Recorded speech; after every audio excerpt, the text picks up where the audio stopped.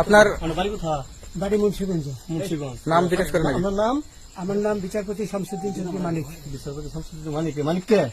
হাইকোর্টের যিনি কয়েকদিন আগে উপস্থাপন করছো চ্যানেল আইছি মানিককে সেই মানিককে নাম হলো বিচারপতি মানিক, বাড়ি মুন্সিগঞ্জ। আপনার পিতার নাম? পিতার নাম মরহুম আব্দুল হাকিম চৌধুরী। আব্দুল হাকিম চৌধুরী। গুড। জি। আপনি ইন্ডিয়া পালাইতেছেন কেন বলেন? ভয়ে পালাইতেছি। কার বইয়ে? আর প্রশাসনের ভয়ে। প্রশাসনের বইয়ে? ওই একটা মেয়ে বলছিলেন যে ইয়ের বাচ্চা দীপ্তি চৌধুরী, ওইটা আমি খবর চাইছি। আমি বলি আপনাকে, কিসের? আমি তো কত রুগী নেই, মিডিয়াতে তো খুব সুন্দর। আচ্ছা আচ্ছা শোনেন, আপনার কাছে এই মুহূর্তে এরা যখন ধরছে আমাদের প্রতিনিধি কি কি ছিল সাথে? আমার সাথে কি কি ছিল এটা বলেন। আমার সাথে ছিল ব্রিটিশ পাসপোর্ট, বাংলা পাসপোর্ট, টাকা আর কটা ই কার্ড, ডেবিট কার্ড আর ইয়ে কার্ড, কি বলে? আচ্ছা, কালকে যে টাকাগুলো ছিল, আজকে কোনো টাকা ছিল সাথে? আজকে ছিল না, আজকে যে কত 40 বাংলাগুলা। হ্যাঁ 40,000 টাকা আজকে। হ্যাঁ আজকে যেটা কয় টাকা ছিল? দেখেনি এই বেকন হয়, ওই বেকন হয় 40,000 টাকা ছিল। কালকে যে দুজন টাকা নিছে ওদের কাছে কত টাকা ছিল? এই দামান নিচে 60-70 মতো। তোমাদের পয়সা দিয়ে দেব। আচ্ছা ঠিক আছে, ওই পয়সা আমি দেবো, আমার ভাই বোন দেবে, আমি দেবো। আমরা আমাদের পয়সার কোনো প্রয়োজন নেই, ঠিক আছে? আপনি যদি সেফটি মানে ফালতু লোক 2 টাকা এনো না, ফালতু লোক। আমি এই দেশে এত কষ্ট করে এসেছি কি বাংলাদেশে ফেরত দেওয়ার জন্য? জি না। আচ্ছা ঠিক আছে। যে বিজয় আজকে হয়েছে, ইসলামের পূর্ণাঙ্গ বিজয় না হওয়া পর্যন্ত এই নিয়ামত জন্য আল্লাহ আমাদের কাছে কেড়ে না। তার জন্য রক্ত দাও তুমি। তোমাকে রেখে পালিয়ে যাচ্ছে, তুমি 1 সেকেন্ড আগে জানতে পারো না। আর আমাদের নেতৃত্ব হাসি মুখে ফাঁসির মঞ্চে গিয়ে ফাঁসির রশি গলায় ঝুলেছে। এই সমাজের একজন সমর্থক পর্যন্ত তাকে মনে রেখেছে এবং বলেছে আমার সালাম তাদেরকে পৌঁছে দিও, জানিয়ে দিও ফাঁসির মঞ্চে হাসি মুখে চলে গেছে আল্লাহর কাছে, তাদের কাছে মাথা নত করি। আমরা সেই আন্দোলন করি। আমাদের নেতৃত্বে এখন এটি আমাদের ইসলাম ভাই ফাঁসি রায় নিয়ে এখনো ফাঁসির মঞ্চে দাঁড়িয়ে আছে। ইনশাআল্লাহ আশা করি জালিমের এই জুলুমের রাজত্ব থেকে আল্লাহ তাআলা তাকে হেফাজত করবেন। সেজন্য আত্মগঠন মানন না হলে আপনাকে খুব বেশি সময় নেওয়া যাবে না। সময় নিলে যে নিয়ামত আছে, নিয়ামতের পলিসিটা বলে আমার কথা শেষ করে দিই। নিয়ামতের পলিসি আল্লাহ বলে দিয়েছে, লা ইন শাকারতুম। নিয়ামত হচ্ছে যদি তুমি এটা শুকরিয়া আদায় করো, রাজি দান না। তাহলে এই পরিস্থিতি যেটা আছে এটা আরো কি হবে? বেড়ে যাবে। আর শুকরিয়ার ফর্মুলা কি বলবেন? ভাই আলহামদুলিল্লাহ। আলহামদুলিল্লাহ এটা একটা পলিসি।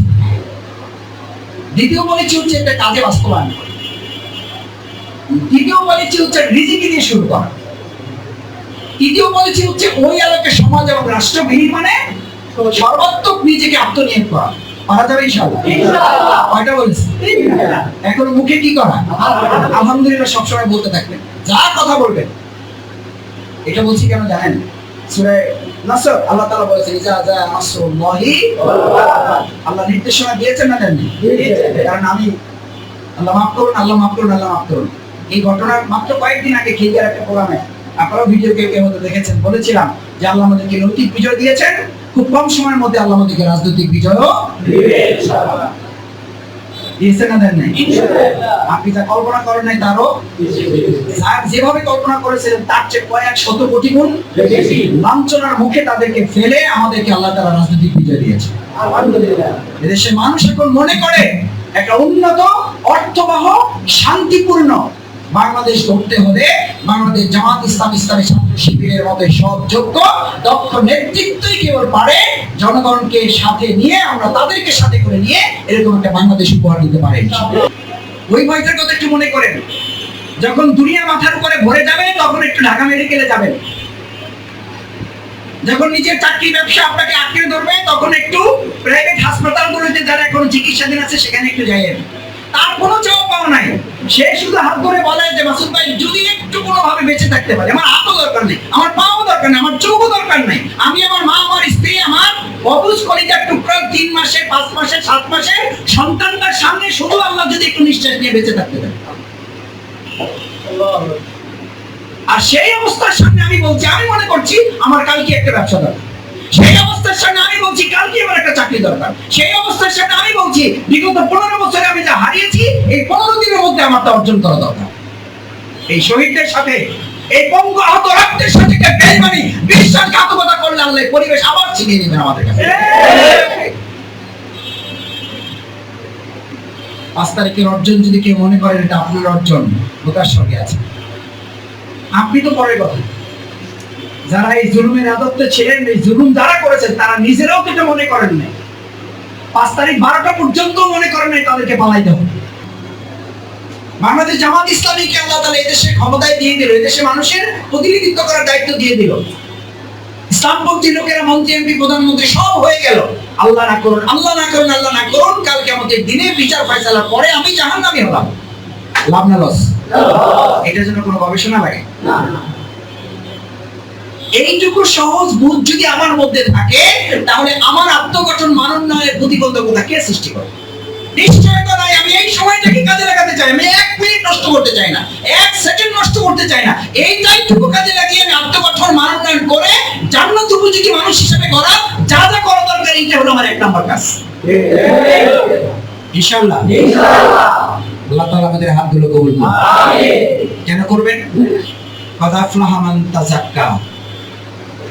সফলতার জন্য। সফল সে হবে যে আত্মগঠন করবে, যে সুন্দর চরিত্রের অধিকারী হবে, যে আত্মশুদ্ধির অধিকারী হবে। কারণ এটা মাথায় রাখবেন, বাতিলদের যে কোনো আদর্শ প্রতিষ্ঠা করার জন্য সেই আদর্শে সব মানুষ নষ্ট হওয়া জরুরি নয়। কোন একটা জমি এমনি ফেলে রাখেন, ওখানে কি হবে? তার মানে অপরাধী চক্র, অন্যায় চক্র, দুষ্কৃতিকারী, দুর্নীতিবাজ, চাঁদাবাজ যারা এই সমাজে ছিল, যারা প্রতিনিধিত্ব করেছে, এদের জন্য কোনো তদবির লাগে না, এদের জন্য কোনো প্রচেষ্টা লাগে না, এদের জন্য কোনো লড়াই সংগ্রাম লাগে না। আল্লাহ তাআলা প্রকৃতির বিধান অনুযায়ী ন্যায়পরায়ণ ব্যক্তি যারা, সৎ যারা, আদর্শবান যারা, আল্লাহর প্রতিনিধিত্ব করার দায়িত্ব নেয় যারা, তাদের চ্যালেঞ্জের মুখোমুখি করে যাচাই বাছাইয়ের জন্যই আগাছা তৈরি করে, ফসলের মধ্যে ব্যবধান তৈরি করে ফসলকে টিকিয়ে রাখা, লড়াই সংগ্রামে তাকে প্রমাণিত করার জন্য আগাছাটাকে অনিবার্য করা হয়। ওটার জন্য কোনো কি লাগে না, চেষ্টা লাগে না। এই চাঁদাবাজ, এই দুর্নীতিবাজ, এই টাকা পাচারকারী, এই মানুষ হত্যাকারী, গণহত্যা করেছে যারা, যারা দেশ ছেড়ে পালাতে বাধ্য হয়েছে, তাদেরকে ভবিষ্যতে আর কোন আগাছা যেন এই সমাজে জন্ম নিতে না পারে, তার জন্য এই ফসল হিসেবে আমরা যাদেরকে কবুল করেছেন তাদের সিদ্ধান্ত নিতে হবে এই ফসল ঘরে তোলা না পর্যন্ত চাঁদাবাজ, সন্ত্রাস, দুর্নীতিবাজ, টাকা পাচারকারী, গণহত্যাকারী, খুনি, সন্ত্রাসীদের এই বই জমিনে আর তাদেরকে আশ্রয় দেওয়া হবে, আশ্রয় দেওয়া হবে না।